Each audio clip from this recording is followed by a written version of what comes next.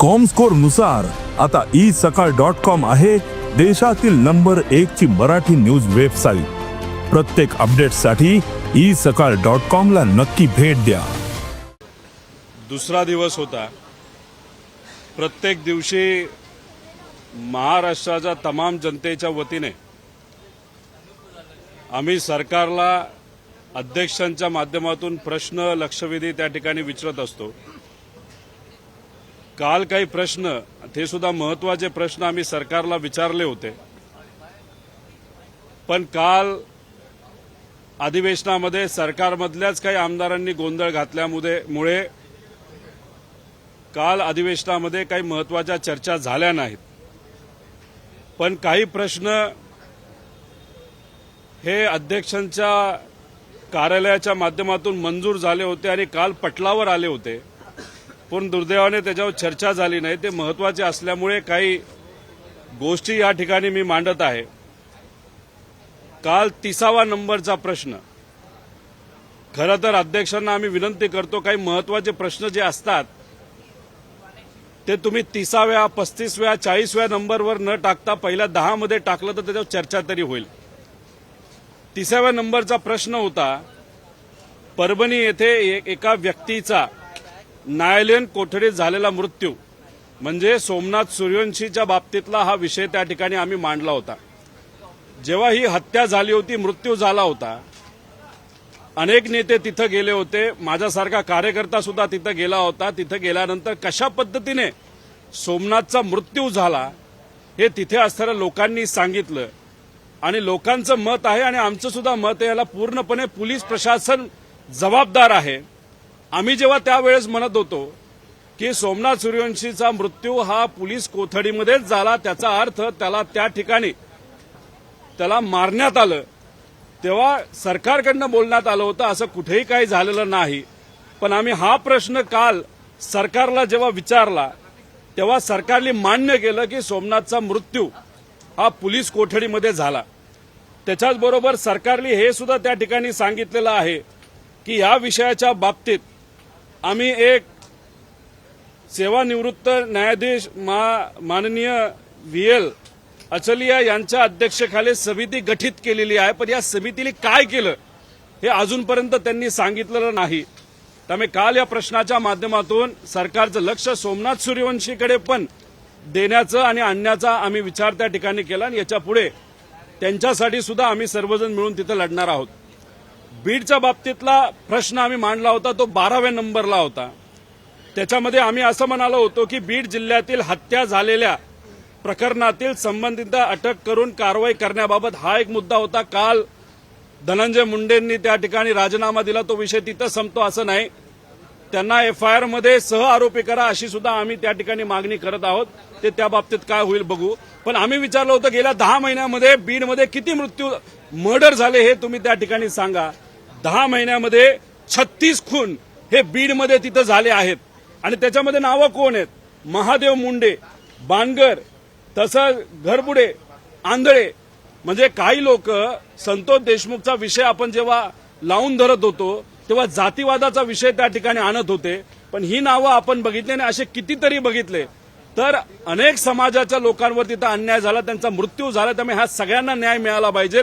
त्याच्यामध्ये खोलात जाऊन याच्यावर कुठेतरी डिटेलमध्ये जाऊन इन्व्हेस्टिगेशन झालं पाहिजे असं आमचं मत आहे। आणि त्यावेळेस आम्ही बोललो होतो की हा वाल्मिक कराड पोलिसांना फोन करायचा की याला शस्त्र परवाना द्या, त्याला शस्त्र परवाना द्या, तेव्हा तिथं असणाऱ्या सरकारने आम्हाला सांगितलं होतं की हे काही हवेत बोलत आहेत। 206 लोकांना त्या ठिकाणी शस्त्र परवाने दिले होते फक्त फोनवर। मग आम्ही जेव्हा हा प्रश्न तिथं विचारला तेव्हा सरकार म्हणते त्यातले 109 का 10 लोकांचे शस्त्र परवाने आम्ही कॅन्सल केले। म्हणजे आम्ही मुद्दे मांडत असताना खरे मुद्दे त्या ठिकाणी मांडत होतो, पण सरकार फक्त दिशाभूल करण्याचा प्रयत्न तिथं करत होते। त्यामुळे संतोष देशमुखांना न्याय देत असताना या लोकांना जिथं त्या ठिकाणी मर्डर झालाय त्यांना सुद्धा त्या ठिकाणी न्याय देण्याची जरूरत आहे। त्याच्याचबरोबर हा जो वाल्मिक कराड आहे त्याच्या विरोधात अनेक लोकांना आवाज उठवायचा आहे। त्यामुळे बीडच्या लोकांना मी विनंती करेल की आता कुणी तिथं घाबरू नये। महिलांना अत्याचार झाला असेल, मर्डर झाला असेल, हाणामारी झाली असेल, जर वाल्मिक कराडच्या विरोधात तुम्हाला त्या ठिकाणी पुढाकार घ्यायचा असेल तर तुम्ही घ्या. अख्खा महाराष्ट्र हा तुमच्या बरोबर आहे, या ठिकाणी आम्ही सर्वजण सांगतो. त्यानंतर रायगड रेप बद्दल आम्ही विषय सरकारला विचारला होता, ज्याच्यामध्ये एका तरुणीवर बलात्कार झाला. दुर्दैवाने तिचा त्या ठिकाणी खून सुद्धा झाला होता. आम्ही प्रश्न विचारला होता की त्या बाबतीत काय सरकारला म्हणायचं आहे, आणि आम्ही हेही विचारलं होतं की तिच्यावर बलात्कार झाला होता आणि मर्डर झाला होता का. तर दुर्दैवाने असंवेदनशील गृह मंत्रालयाच्या माध्यमातून आम्हाला जे उत्तर आलं हे अंशतः खरे आहे. म्हणजे आम्हाला कळत नाही की त्या मुलीवर रेप झाला, तिचा मर्डर झाला, याच्यामध्ये अंशतः काय. म्हणजे सरकार महिलांच्या बाबतीत किती संवेदनशील आहे हे या ठिकाणी या माध्यमातून कळतं. गेल्या काही दिवसांमध्ये सुद्धा गडचिरोलीला रेप झाला, पुण्यामध्ये रेप झाला, पण त्याच्या बाबतीत अजून सरकारने कुठेही त्या ठिकाणी ठोस पावलं घेतलेली आपल्या सगळ्यांना दिसत नाही. शक्ती कायदा आणला पाहिजे असं आम्ही सगळेजण म्हणतो, पण अशा पद्धतीने सरकार जर उत्तर देत असेल तर म्हणजे ते अतिशय दुर्दैवी गोष्ट असं आपल्याला म्हणावं लागेल. शेवटचा मुद्दा, काल आम्हा सगळ्यांना म्हणजे सर्व आमदारांना विनंती करण्यात आली आहे सरकारच्या माध्यमातून की छत्रपती संभाजीराजेंवर जो पिक्चर केला गेला आहे छावा, तो पिक्चर बघण्यासाठी आयनॉक्स थिएटरमध्ये संध्याकाळी 5 का 6 वाजता आम्हाला जायचंय. तिथं कोण कोण येणार आहे, तर तिथं मुख्यमंत्री येणार आहेत, तिथं दोन्ही उपमुख्यमंत्री येणार आहेत, मंत्री येणार आहेत आणि सर्व आमदार असतील असं आम्हाला सांगण्यात आलेलं आहे. मी स्वतः तो पिक्चर बघितलेला, तो पिक्चर बघून मी भावनिक झालेलो आहे. आणि अशा परिस्थितीमध्ये तिथं गेल्यानंतर तो पिक्चर बघत असताना जेव्हा आम्ही भावनिक होतो तेव्हा छत्रपती शिवाजी महाराज, छत्रपती संभाजीराजे, विश्वरत्न डॉक्टर बाबासाहेब आंबेडकर, महात्मा फुले, लोकशाहीर अण्णाभाऊ साठे हे सगळे जे महामानव होऊन गेले, पुण्यश्लोक अहिल्यादेवी होळकर, या महामानवांच्या विरोधात जो कुणी विरोधात बोलतो त्याच्या विरोधात अख्खा महाराष्ट्र एकत्रित येत असतो. आणि आम्ही सुद्धा हेच म्हणतोय की जी व्यक्ती महामानवांच्या विरोधात बोलते त्याच्यावर कारवाई झाली पाहिजे. तेव्हा आज मुख्यमंत्री आणि उपमुख्यमंत्री जर पिक्चर बघायला जात असतील तर आमदार म्हणून नाही पण नागरिक म्हणून मी या ठिकाणी म्हणतो, तो तुम्हाला हक्क आहे का, हा विचार त्या ठिकाणी या सगळ्या मंत्र्यांनी तिथं केला पाहिजे. त्याचं मुख्य कारण म्हणजे राहुल सोलापूरकर नावाचा जो माणूस आहे, छत्रपती शिवाजी महाराजांच्या विरोधात, विश्वरत्न डॉक्टर बाबासाहेब आंबेडकरांच्या विरोधात तिथं त्यांनी वक्तव्य केलं, त्याचा विरोध आम्ही सर्वांनी त्या ठिकाणी केला. हे करत असताना सुद्धा सरकारने ठीक आहे छातूरमातूर तिथं काही वक्तव्य केलं, पण 10 दिवसानंतर या राहुल सोलापूरकरला पुणे महानगरपालिकेमध्ये सांस्कृतिक धोरण बनवण्यासाठी, म्हणजे ज्याची कुठलीच लायकी नाही, जो मेंटल हॉस्पिटलमध्ये जाण्याच्या लायकीचा आहे, त्याला महापालिकेचे सांस्कृतिक धोरण बनवण्याची समितीमध्ये त्या ठिकाणी घेतलं गेलं. म्हणजे मूर्खपणा बघा या सरकारचा की अशा व्यक्तीला त्या ठिकाणी जबाबदार दिली की ज्याला मेंटल हॉस्पिटलमध्ये सुद्धा कदाचित भरती करून घेणार नाही अशी ती परिस्थिती आहे. त्याच्याचबरोबर कोरटकर नावाचा एकदम वेडा माणूस, नागपूरचा, स्वतःला खूप शहाणा समजतो. आता हा माणूस कोण आहे, तर हा डील मेकर आहे, हा कुठेतरी त्या ठिकाणी कॉन्ट्रॅक्टर आहे, हा डील बनवतो. म्हणजे मंत्रालयामध्ये सामान्य लोकांना एंट्री नाही, पण या कोरटकर आला, कुठल्या गाडीत आला, रोल्स रॉयस असू 10 कोटीची नाही तर कुठे, त्याला लगेच त्या ठिकाणी आत घेतलं जातं, कुठल्याही मंत्र्यांकडे तिथं जायला मिळतं. कोरटकर कोण, तर महागड्या जाहिराती करणारा. म्हणजे असं म्हणलं जातं मुख्यमंत्री साहेबांचा एकदम खासम खास लहानपणीपासूनचा मित्र.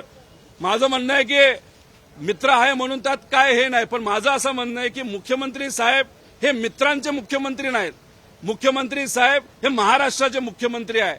आणि कोरटकर छत्रपती संभाजीराजे, छत्रपती शिवाजी महाराज यांच्याबद्दल अशा काही लेवलला जाऊन बोललाय ते आम्हाला बोलता सुद्धा येत नाही. त्याच्यावर तुम्ही कारवाई करत नाही, त्याला तुम्ही पोलीस प्रोटेक्शन देता, आणि पोलीस प्रोटेक्शन असताना हा महाशय मध्य प्रदेशमध्ये तिथं पळून जातो. त्या बाबतीत तुम्हाला काय करता येत नाही, त्याच्यावर तुम्ही कारवाई करू शकत नाही, त्याच्यावर तुम्ही जेलमध्ये टाकू शकत नाही. त्याच्याकडे 10 कोटीची रोल्स रॉयस आहे.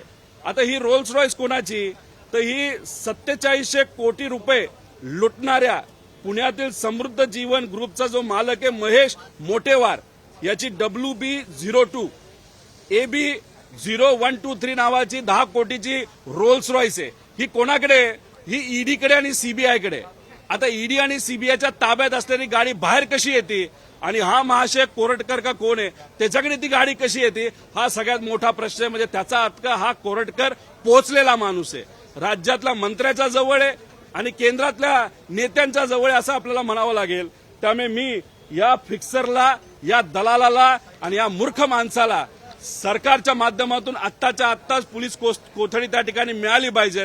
आणि आज मुख्यमंत्री, उपमुख्यमंत्री, सर्व नेते जे पिक्चर बघायला चालले छावा, त्यांना मला असं वाटतं की एक नागरिक म्हणून तो त्या ठिकाणी त्यांना हक्क नाही. कारण तुमच्याकडे एवढी पॉवर आहे, तुमच्याकडे एवढे सारे आमदार आहेत, तुमच्याकडे एक हाती सत्ता आहे आणि पोलीस प्रशासन तुमचं ऐकत नसेल आणि कोरटकरला जर तुम्ही पकडू शकत नसाल तर मला असं वाटतं की सरकार चालवण्याची तुमची सुद्धा लायकी नाही. त्यामुळे एक नागरिक म्हणून विनंती करतो की त्याला आधी कोठडीत घ्या आणि मग त्या ठिकाणी तुम्ही पिक्चर बघायला जावा. असंच या ठिकाणी विनंती मी सरकारला या ठिकाणी करतो. त्याच्याबरोबर अनेक फोटो आहेत, लहानपणीपासून मोठ्या मोठ्या नेत्यांपर्यंत. आता हे जबाबदार आहेत मुख्यमंत्री, हे आत्ता तरी सांगता येणार नाही, पण माझं एवढंच म्हणणं आहे की या व्यक्तीवर कारवाई झाली पाहिजे, एवढीच विनंती या ठिकाणी करतो. रोहितजी, काल मुख्यमंत्री यांच्याकडून अशी माहिती मिळालेली आहे की जे सह आरोपी करा ही मागणी तुम्ही करताय, ती सह आरोपी करण्यासाठी चार्जशीटमध्ये कुठेही धनंजय मुंडे यांचं नाव नाही, त्यामुळे त्यांना सह आरोपी करता येणार नाही. कालपर्यंत ते नव्हतं, कारण का ते मंत्री होते, त्यांचा दबाव पोलीस प्रशासनावर होता. आता ते मंत्री राहिलेले नाहीत, त्यामुळे एफआयआर मध्ये आपल्याला ऑल्टरेशन नंतर नक्कीच करता येईल. त्याच्याचबरोबर त्यांच्या ऑफिशियल म्हणजे मंत्र्याच्या ऑफिशियल बंगल्यावर पैसे कसे काढायचे, एक्स्ट्रॉशन कसं करायचं कंपनीकडनं, आणि तिथून हे सगळं सत्र त्या ठिकाणी पुढे झालं. ती बैठक त्यांच्याकडे झाली. तर मास्टर माइंड हा वाल्मिक कराड तर आहेच, पण वाल्मिक कराडचं पण मास्टर माइंड धनंजय मुंडे आहे का हे बघण्याची खऱ्या अर्थाने आता जरूरत आहे. आणि खोलात जाऊन इन्व्हेस्टिगेशन हे बंगल्यापासून शेवटपर्यंत झालं आणि सगळ्यांचे मोबाईल बघितले तर कदाचित धनंजय मुंडेचं नाव सुद्धा त्या विषयामध्ये येऊ शकतं असं वाटतं.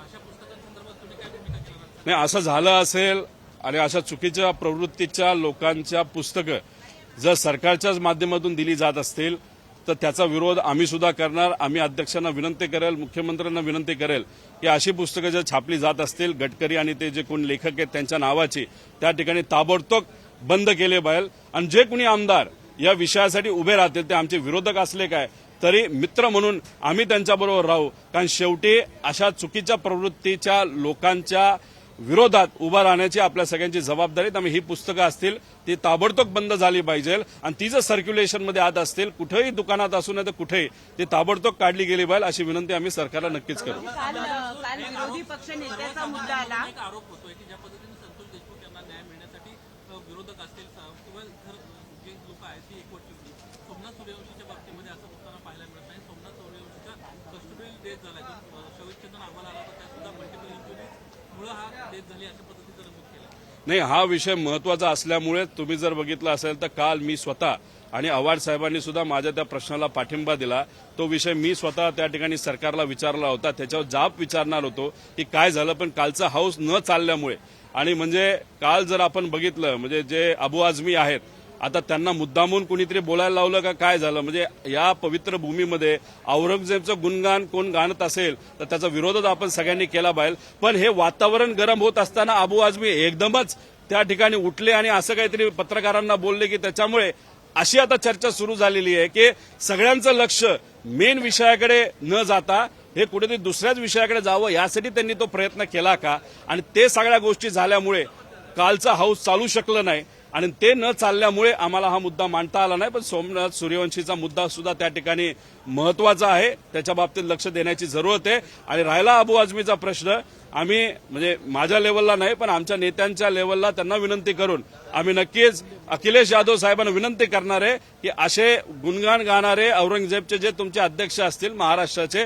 त्यांना जर बदलता आलं तर ते तुम्ही बदलावं. याच अबू आझमींवर आज सामनामध्ये सुद्धा अबू आझमींवर सामनामध्ये सुद्धा अग्रलेखामधून टीका जी आहे ती करण्यात आली होती की हे सरकारची प्रवृत्ती, सरकारची भूमिका अबू आझमी नेहमी अबू आझमी असंच काहीतरी करतात असं लोक म्हणायला लागलेले आहेत. मला तर अबू आझमींना विनंती करायची की तुम्ही जेव्हा एखादं स्टेटमेंट देता मतदारसंघाचा विचार करून तुम्ही स्टेटमेंट कशाला देता. मग तुम्हाला कुठलाही अधिकार नाही की तुम्ही राज्याचे एसपीचे अध्यक्ष आहात मला तेच अखिलेश यादव साहेबांना सांगायचे, विनंती करायचे, असा जो माणूस फक्त स्वतःचं हित बघतो, एखाद्या स्टेटमेंटच्या माध्यमातून सरकारला फायदा व्हावा, एखाद्या महत्वाच्या विषयातून फक्त लक्ष विकेंद्रीकरण त्या ठिकाणी व्हावं, यासाठी जर फक्त यांचा वापर केला जात असेल तर या महाशयांना घरी बसवा, अध्यक्षपद घालवा आणि एखाद्या चांगल्या होतकरू व्यक्तीला त्या ठिकाणी एसपीचं अध्यक्षपद या महाराष्ट्राचं द्यावं, एवढीच विनंती त्या ठिकाणी करणार. मुंडेंचा राजीनामा हा मुख्यमंत्र्यांच्या संपूर्ण धमकीनंतर झालेला आहे. धनंजय मुंडे पूर्वी राजीनामा देण्याच्या भूमिकेवरचे ठाम नव्हते, परंतु मुख्यमंत्र्यांनी ज्यावेळेस धमकी दिली की तुम्हाला मंत्रिमंडळातून काढण्याच्या संदर्भात राज्यपालांना पत्र दिलं. हे बघा, हे फक्त आता नरेटिव्ह सेट केलं जात आहे मुख्यमंत्र्यांच्या कार्यालयाकडनं. मुख्यमंत्री हे 3 महिन्यापासून मुख्यमंत्री आहेत. मुख्यमंत्र्याची ताकद काय हे प्रत्येक व्यक्तीला माहिती आहे. मुख्यमंत्र्याला जर 3 महिन्यापूर्वी वाटलं असतं की माझा मित्र म्हणजे त्यांचा देवेंद्र फडणवीस साहेबांचा मित्र म्हणजे धनंजय मुंडे हा चुकलाय, तर लगेच तिथल्या तिथं त्यांनी त्या ठिकाणी निर्णय घेतला असता. आणि त्यांच्याकडे एवढी ताकद आहे मुख्यमंत्र्यांकडे, कुणी असू त्याला खाली बसवण्याची ताकद आहे. त्यावेळेस बरं तुम्हाला काही सुचलं नाही. आता तुम्ही 3 महिन्यानंतर तुमचं कार्यालय म्हणतं की मुख्यमंत्री आधीपासून त्या ठिकाणी सांगत होते, बोलत होते, धमकी देत होते. मग 3 महिन्यापूर्वी धमकी द्यायला तुम्हाला कुणी थांबवलं असतं? जर दिली असती तर आम्ही त्याचं स्वागत केलं असतं. 3 महिने तुम्ही सगळे झोपला आणि लोकांनी हा विषय हातात घेतला, लोकांनी वातावरण गरम केलं, देशमुख परिवाराने वातावरण गरम केलं, संघर्ष केला, मग तुम्हाला गुडघ्यावर यायला लागला आणि त्या ठिकाणी तुम्हाला राजीनामा घ्यावा लागला. त्यामुळे मुख्यमंत्र्यांना मला परत एकदा सांगायचंय, तुम्ही मित्रांचे मुख्यमंत्री नाही, या महाराष्ट्राचे मुख्यमंत्री आहात. महाराष्ट्राच्या हितासाठी निर्णय हा तुम्हाला घ्यावाच लागेल, पण उशिरा घेतला म्हणजे त्याचा अर्थ त्याच्यामध्ये काहीतरी काळं बेरं आहे असं आमचं सगळ्यांचं मत आहे. काल महाविकास आघाडीने विरोधी पक्ष नेतेपदासाठीचं पत्र दिलं अशी माहिती मिळते. भास्कर जाधव यांचं नाव सजेस्ट करण्यात आल्याची सुद्धा माहिती मिळते, परंतु भास्कर जाधव यांच्या नावाला विरोध असल्यामुळं कदाचित विरोधी पक्षनेता नियमावर बोट ठेवून दिला जाणार नाही अशी शक्यता त्यांनी निलंबन केलं होतं भाजपच्या सदस्यांचं, त्यामुळे भाजप. हे बघा, माझं एकच मत आहे. मला जे कळालेलं आहे, मी फक्त आमदार पदाधिकारी नसल्यामुळे त्या विषयामध्ये खूप मला जास्त माहिती नाही, पण आमच्या पक्षाचे पदाधिकारी, काँग्रेसचे पदाधिकारी, उद्धव ठाकरे साहेब हे सगळे आधी बसले, चर्चा झाली आणि त्यानंतर एक नाव पुढे आलं आणि ते नाव अध्यक्ष महोदयांपर्यंत त्या ठिकाणी दिलं गेलं. ते होतं भास्कर जाधवांचं नाव. तसं झालं असेल म्हणजे आमच्या नेत्यांनी त्या ठिकाणी चर्चा केली असेल आणि भास्कर जाधवांच्या बाबतीत बोलायचं झालं तर माझ्यासारख्या कार्यकर्त्याचा सुद्धा त्या ठिकाणी त्यांना पाठिंबा आहे. कारण की एकदम चांगलं नाव हे सर्व पक्षांनी पुढे केलेलं आहे, लढणारा व्यक्तिमत्व आहे आणि अध्यक्षांना तिथं दुसरा कुठला अधिकार नाहीये. आणि तो 10% फॉर्म्युला जो सांगितला जातो तो पूर्णपणे चुकीचा आहे. जर कुणी एखादा व्यक्ती पुढे येत असेल आणि सगळ्यांकडनं तो पुढे केला जात असेल तर त्या व्यक्तीला त्या ठिकाणी विरोधी पक्ष नेता द्यावाच लागतो. तो लोकांचं प्रतिनिधित्व करणारा व्यक्ती, संविधानिक पद आहे आणि आम्ही त्याला त्या ठिकाणी पाठिंबा देतो. त्यामुळे खालच्या हाऊसमध्ये म्हणजे विधिमंडळामध्ये त्या ठिकाणी भास्कर जाधवांचं नाव पुढे येत असेल तर कदाचित उद्या जाऊन वरच्या हाऊसमध्ये काँग्रेसचं नाव येऊ शकतं. आणि त्याच्याच बरोबर तिसरं जे लोक लेखा समिती आहे त्याच्यामध्ये राष्ट्रवादी काँग्रेस शरदचंद्र पवार याचा एखादा आमदार त्या ठिकाणी अध्यक्ष होऊ शकतो. कदाचित असं समीकरण हे विरोधी पक्षाचं ठरलंय असं आपल्याला म्हणावं लागेल. परंतु रोहितजी, अशी सुद्धा माहिती कळते की राष्ट्रवादी शरदचंद्र पवार पक्षानं 2.5 वर्षाची मागणी केलेली आहे विरोधी पक्ष नेत्यासाठी. आपल्याला याबद्दल काही कल्पना आहे का? आणि राष्ट्रवादीला असं मिळावं असं आपल्याला वाटतं? नाही, बघा, अधिकार आहे. शेवटी सगळ्यांनी चर्चा करून योग्य तो मार्ग काढण्याची जरूरत आहे. जयंत पाटील साहेबांनी तो मुद्दा त्या ठिकाणी व्यक्त केला असेल नाही तर मांडला असेल तर त्याला नक्कीच काही ना काहीतरी वजन असेल. त्यामुळे माझं असं म्हणणं आहे, 2.5 वर्ष असू नाही तर 1.5 वर्ष असू, तो सगळा विषय नंतर येतो. आता आम्हाला विरोधी पक्ष नेता पाहिजे आणि लवकरात लवकर तो मिळाला पाहिजे अशी विनंती नागरिकांच्या आणि विरोधी आमदारांच्या वतीने मी सर्वच आमच्या नेत्यांना त्या ठिकाणी करतो. महायुतीमधील एका मंत्र्याचा एक कारनामा समोर आलेला आहे की त्यांनी एका महिलेला स्वतःचे काही विविध फोटो पाठवले. या महिलेचा पण म्हणणं आहे की मला विनाकारण त्रास दिला जातो आणि तिने या संदर्भातली कारवाईची मागणी केली आहे. भाजपचा मंत्री असल्याचा माहित नाही, जर सरकार त्याच्यावर काय करत नसेल तर महिलेचं नाव न पुढे करता जर आम्हाला त्या विषयाबद्दल काही माहिती कळाली तर त्या महिलेला नक्कीच आम्ही न्याय देण्याचा प्रामाणिकपणे प्रयत्न त्या ठिकाणी करू. त्यामुळे असं आपल्याकडे काय असेल तर सांगा. पण एखादी महिला जर बोलत असेल माझ्यावर अन्याय झाला तर नक्कीच सरकारकडनं पक्ष, कार्यकर्ता, पदाधिकारी, मित्र न बघता कुठल्याही व्यक्तीला न्याय देण्याची भूमिका ही सरकारची त्या ठिकाणी असावी असं आमचं सगळ्यांचं मत आहे. त्याच्याचबरोबर काल एकदम महत्वाचा विषय आम्ही मांडला होता तलाठी भरतीच्या बाबतीत. तुम्हाला आठवत असेल काही महिन्यांपूर्वी मी तलाठी भरतीमध्ये भ्रष्टाचार झाला असं सांगितलं होतं. तेव्हा विखे पाटील साहेब त्यावेळेस रेव्हेन्यू मिनिस्टर होते, त्यांनी सांगितलं होतं की रोहित पवारवर मी कारवाई करणार कारण रोहित पवार खोटं बोलतोय. मला विखे पाटील साहेबांना आणि आजच्या सरकारला आणि आजच्या रेव्हेन्यू मिनिस्टरला त्या ठिकाणी बोलायचंय की एक विषय नांदेडमध्ये झाला होता, त्याच्यामध्ये 1.5 कोटी रुपयाचा भ्रष्टाचार झाला असा मुद्दा त्या ठिकाणी आम्ही मांडला होता आणि सरकारने मान्य केलेलं आहे की नांदेडमध्ये जी तलाठी भरती झाली त्याच्यामध्ये 1.5 कोटी रुपयाचा भ्रष्टाचार झालेला आहे. माझं म्हणणं आहे त्यावेळेस सुद्धा आता सुद्धा तलाठी भरतीमध्ये 2,000 कोटी रुपयाचा भ्रष्टाचार झालेला आहे. 2,000 कोटीची दलाली ही मंत्र्यांना नाहीतर अधिकाऱ्यांना नाहीतर त्यावेळेच्या सरकारच्या काही नेत्यांना त्या ठिकाणी मिळालेली आहे. आता आम्ही जर म्हणत असू भ्रष्टाचार झालाय, आता नांदेडमध्ये सरकारलीच मान्य केलेलं भ्रष्टाचार झालेला आहे, तर हा 1.5 कोटीचा नसून महाराष्ट्राचा जर काढला तर हा 2,000 कोटी रुपयाचा भ्रष्टाचार आहे, दलाली आहे. त्यामुळे ह्या सरकारचा खरा चेहरा आता हळूहळू लोकांसमोर त्या ठिकाणी आलेला आहे. त्यामुळे विखे पाटील साहेब आज तिथले मंत्री नसले तरी आजच्या या मंत्र्यांना बावनकुळे साहेबांना मला विचारायचंय, माझ्यावर तुम्ही कारवाई करणार होता, आता या लोकांवर आणि या सिस्टममध्ये ह्याच्यावर भ्रष्टाचार झाला त्या सर्व लोकांवर अधिकाऱ्यांपासून मंत्र्यांपर्यंत तुम्ही कारवाई करणार आहे, तेवढा दम आणि तेवढी ताकद तुमच्यामध्ये आहे का हे लोकांना आणि खास करून युवांना दाखवून देण्याची विनंती या ठिकाणी मी करतो. देश विदेशातील प्रत्येक घडामोडींचे लाईव्ह अपडेट मिळवण्यासाठी आता साम टीव्हीच्या सर्व सोशल मीडिया प्लॅटफॉर्मला लाईक, फॉलो आणि सबस्क्राईब करा. तसंच सर्व नोटिफिकेशनसाठी बेल आयकॉन प्रेस करायला विसरू नका.